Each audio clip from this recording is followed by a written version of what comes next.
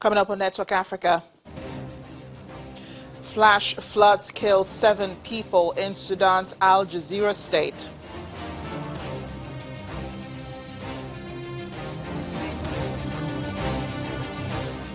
Car bomb targets a government military base in the lower Shabelle region of Somalia.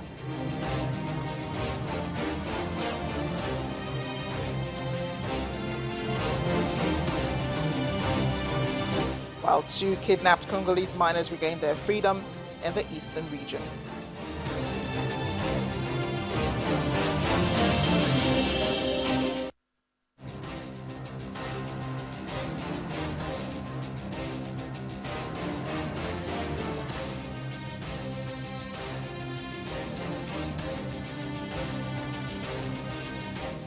Hello and welcome to the program. I am Amarachi Ubani.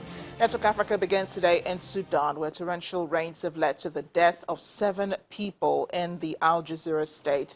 The state-owned news agency SUNA says a total of 10 villages were affected by the floods. Al Jazeera State Governor Major General Ahmed Subair has promised to address power outages that came about after the heavy rains and provide mosquito nets, insecticides and vaccines to the affected areas. The downpours, which have battered parts of Sudan for days now, also destroyed hundreds of homes in the capital, Khartoum. In Somalia, a government military base in the lower Shabelle region has been struck by car bombs and gunfire. Incidents occurred in Awadile, an agricultural district along the Shabelle River, 70 kilometers southwest of the capital, Mogadishu. It's not yet clear how many soldiers were killed in the attack, but Al-Qaeda-linked Al-Shabaab group has claimed responsibility. This comes weeks after the mayor of Somalia's capital, Mogadishu, died of wounds sustained in a suicide bomb attack on his office. Abdurrahman Omar Usman sustained serious injuries when a suicide bomber from the Al-Shabaab militant group struck while a meeting was being held at the municipal government headquarters, killing 6 senior local government officials. He died in Qatar, where he had gone for treatment after the attack. Gunmen who kidnapped 4 workers from a Canadian mining firm, Banro, in Eastern Democratic Republic of Congo at the end of July, have released 2 of the local employees, but a South African and Zimbabwean worker remain in captivity. The army is yet to give details of the release or what is being done to free the remaining captives. At the time of the kidnapping, the firm's interests in the region had become under periodic attack by a local militia known as the Mai Mai.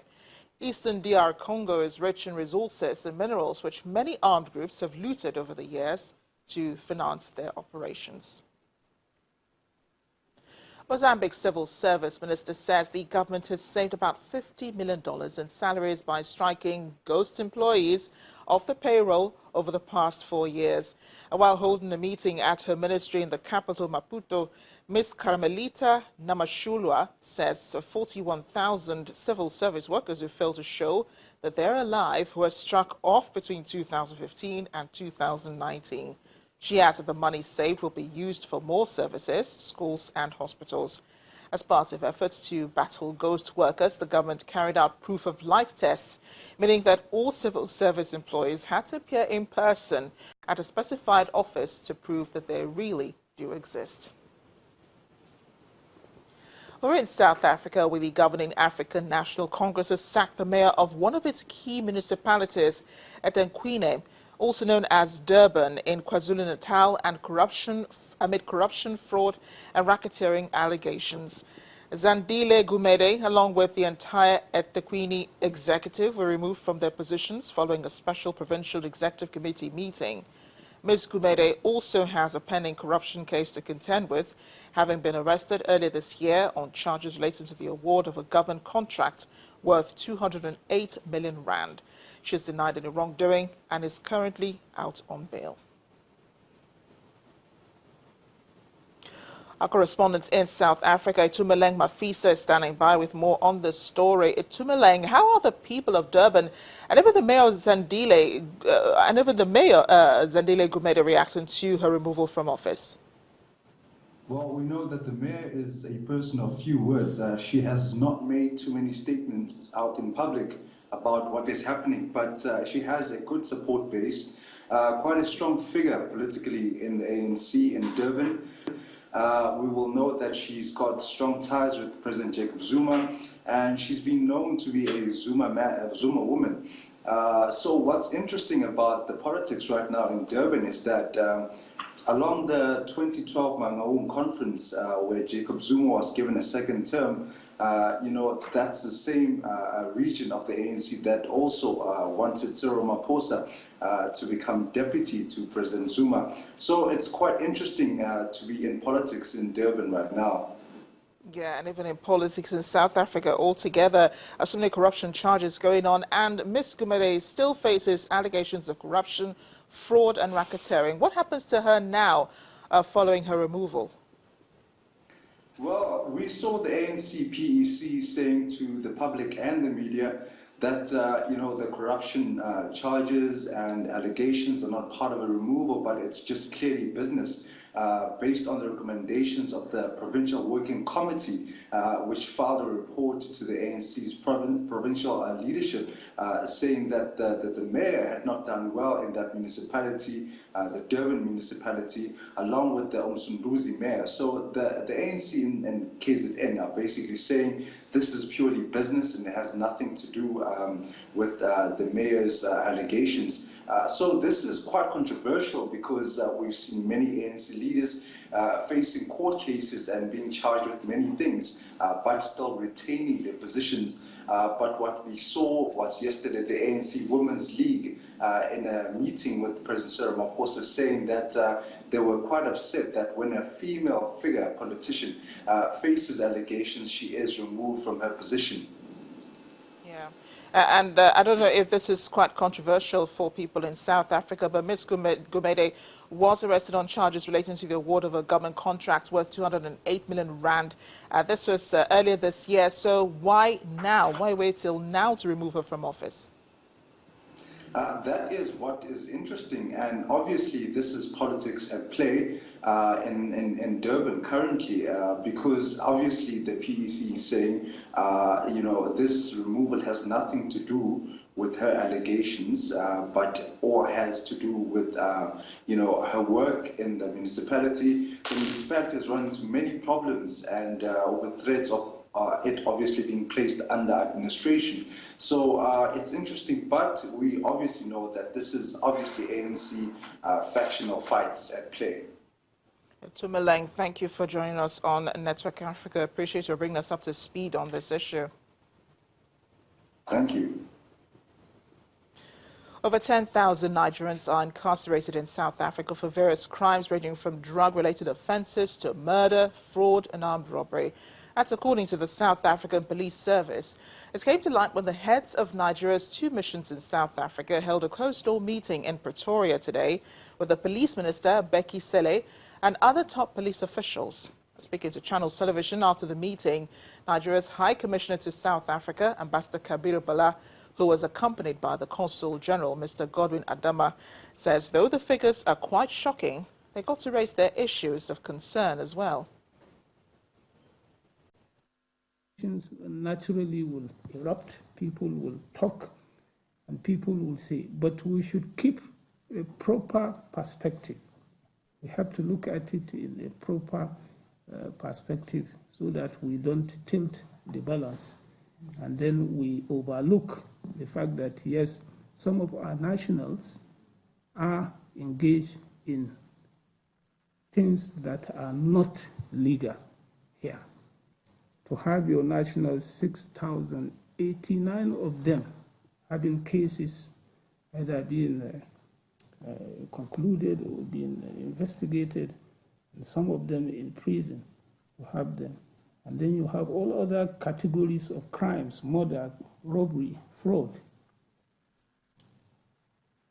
It's really quite shocking. I made the case that, yes, accused persons, whether they are Nigerians, Mozambicans, they are Zimbabweans, or whoever they may be, they also have a right to be accused, to be identified, arrested, tried, and if they are found guilty, to be convicted in a fair trial.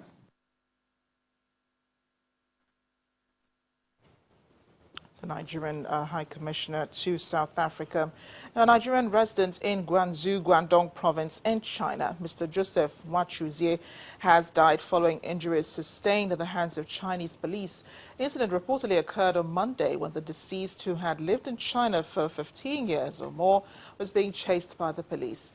The wife of the deceased, who hailed from Idemili local government area of Anambra State, fainted upon hearing the news. The deceased, who was said to be a pastor, had 4 children. Reports say the police used an electronic device known as electronic torch to stop the man, who was running faster than them. A victim fell down in the process and died instantly. Angered over his death, Nigerians in the city came out en masse to protest against it. We have joining us now in the studio the coordinator for the Nigerians in Diaspora organization in China, Mr. Festus Misiogu. Thank you for joining us on Network Africa. Thank you for having me. Well, this is a pretty sad story. I mean, we do hear of Nigerians, dying outside of the country, but I mean, these are quite controversial circumstances. It almost makes us think that, Nigerians are endangered species outside of the country. But you live in China. Yeah. Tell us what it's like being a Nigerian there. Well, for us residents in China, before I continue, I want to sympathize with the deceased wife because I called them this morning and she's still in shock over what's really happened. So, and the pastors there and some of even the ambassador, the consular general to Guangdong province, he's there with the deceased wife now, trying to encourage her because she heard about the news and she collapsed. They rushed her to hospital, and later she was revived because she stays in this disease shop. They stay together. The incident took place not up to 100 meters away from the shop where they are doing their legitimate business. So for us there in China, it's not too good because recently the Chinese authority have been cracking down on foreigners, mainly blacks. They don't, I don't know. No matter the nationality. No matter the nationality, is that blacks. Because there's this policy from them. Once you have a Nigerian passport, holding a Nigerian passport, their policy says that it's too difficult for you to have a resident visa. They have stopped giving resident visa to Nigerian holders' passport in Guangdong, China. Was there like an announcement or a policy? Is this a known policy in China, or this is hearsay, or this is just based on people's experiences? I have lived in China for over 14 good years, so I'm telling you what is happening in Guangdong province. It may not be all over China, but in Guangdong province, once you are a holder of Nigerian passport. My wife is not living with me in China. I have 6 kids. None of them is living with me in China. I'm the only person that the Chinese authorities, they are authorized to have resident visa, despite the number of people working in my company. So it's not so easy. Okay, so let's go back to the story now. You said you've already, during our conversations before now, you said you've spoken to the Nigerian High Consulate in China. What has been the response? What are they doing about what has happened? Yeah, I want to thank the Consular General in China. The man has been doing so very well. His Excellency Ambassador Oloto, he have gone to the scene of the place and asked questions on what happened. He also visited the deceased wife, which I told you earlier. And today, because they were on holiday yesterday, and Monday and Tuesday, they resumed work today. So from what he told me, have written to the Chinese authority. He's waiting for a response from them. No response has been given to them based on what he told me. They are demanding for thorough investigation. And they also demanding for autopsies to be carried out because the manner of which this young man died is unacceptable. They are using this gadget, this torchlight. Once they beam it on you, it means you will not run again. You will either slump or you collapse. So they use this torchlight on this man. The close range, from what I was told, the man is too close. Then they now beam that torchlight on him. The man collapsed, and they could not revive him. So Nigerians there are so angry and about to go on protest. So I told them to calm down. The Nigerian government over here will look into it, and they're on it already. Wow, a pretty interesting story. We do hope that the family gets justice.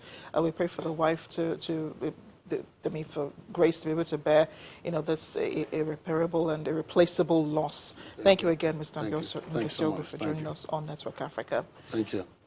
We're still ahead on the program. Uganda's health ministry says a surge in malaria cases in the country can be linked to climate change. Please stay with us.